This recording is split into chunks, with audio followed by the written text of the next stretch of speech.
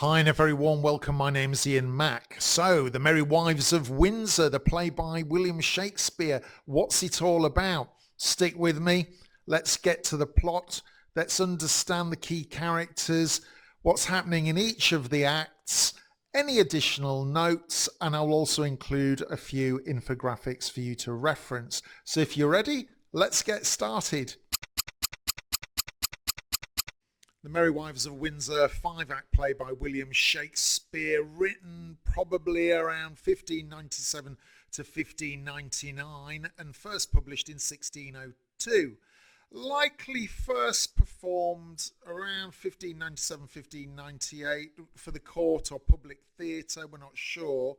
In 1602, the quarto version is considered a shorter, earlier draft. The complete version appears in the first folio in fuller version in 1623. A domestic comedy, it's unique amongst Shakespeare's plays for focusing on middle-class life rather than nobility or royalty. As a domestic comedy then, Sir John Falstaff, short on money, decides to woo two respectable women of Windsor, Mistress Ford and Mistress Page, hoping to gain access to their husband's wealth. He sends them identical love letters, but the women, realizing his scheme, decide to teach him a lesson. It's like a Shakespearean version of Tinder. The ladies lure Falstaff into a series of traps, hiding him in a laundry basket and dumping him in a river, disguising themselves to humiliate him, and finally arranging a midnight meeting in Windsor Forest where townsfolk dress as fairies to frighten him. Meanwhile, Mistress Anne Page is pursued by three suitors. These are Slender, Dr. Caius and Fenton.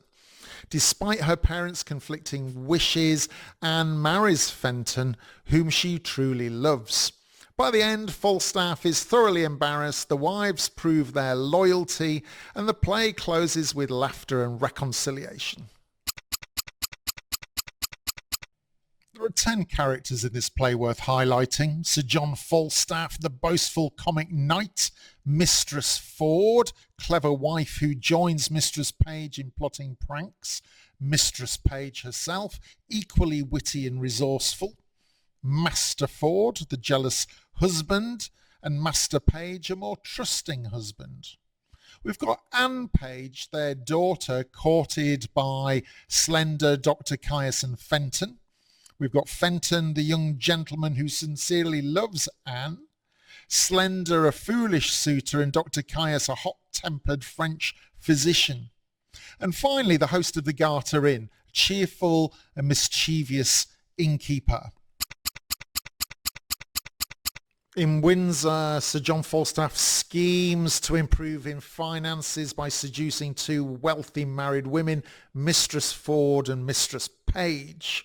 He sends them identical love letters, hoping to gain both money and influence. His companions Pistol and Nym refuse to deliver the letters and reveal Falstaff's plan to the women's husbands.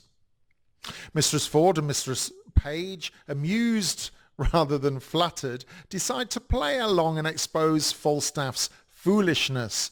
Meanwhile, Anne Page, daughter of Mistress Page, is courted by several suitors. Her father favours the foolish Slender.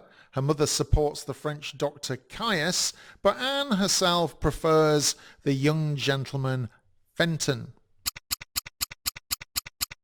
In Act 2, where Falstaff prepares for his amorous encounters, convinced of his charm, Mistress Ford and Mistress Page compare their letters, confirm his deceit, and plot his humiliation. They agree to lure him into a meeting and trap him.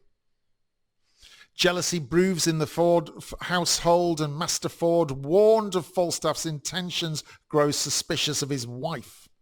Disguising himself as Brooke, he plots to test both his wife's virtue and Falstaff's honesty.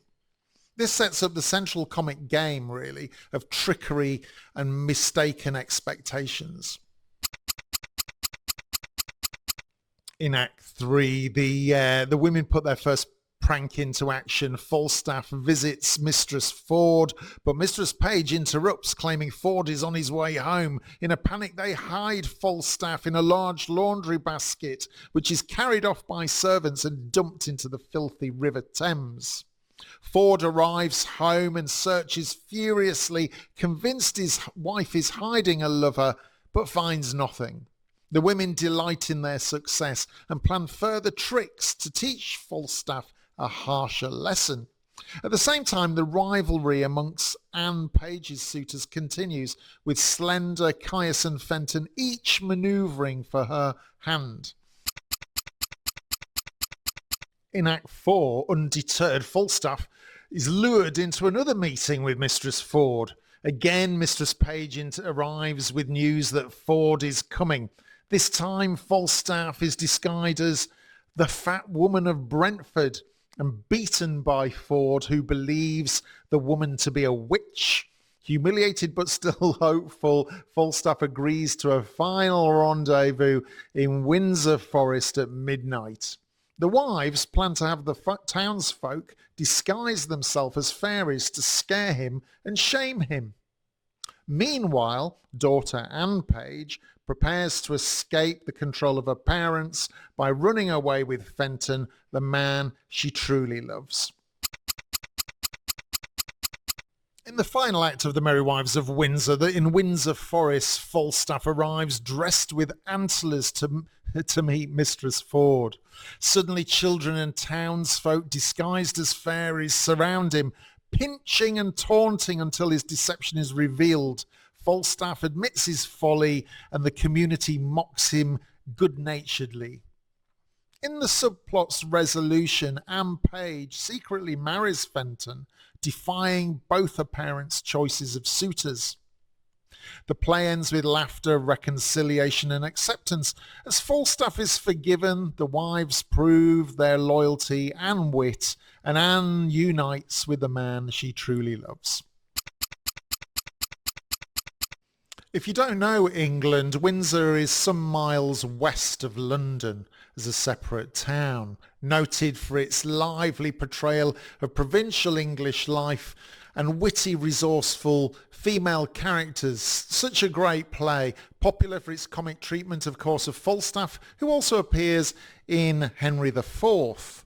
Stands out really for centering ordinary people rather than kings and nobles. Unlike many plays, it has no direct source. The story seems to be Shakespeare's own invention. Tradition claims that it was written at Queen Elizabeth I's request to see Sir John Falstaff in love, although this is anecdotal. Known for farce, slapstick humour and themes of jealousy, trickery and social status. The Merry Wives of Windsor, a great comedy play. Go and see it at a theatre near you. Thanks so much for your time, and I hope this has helped you get started with the play. Don't forget, share any comments or information you have about the play down below to share with others so we can build our community. I look forward to seeing you again in the next one. My name's Ian Mack, and remember, time is knowledge.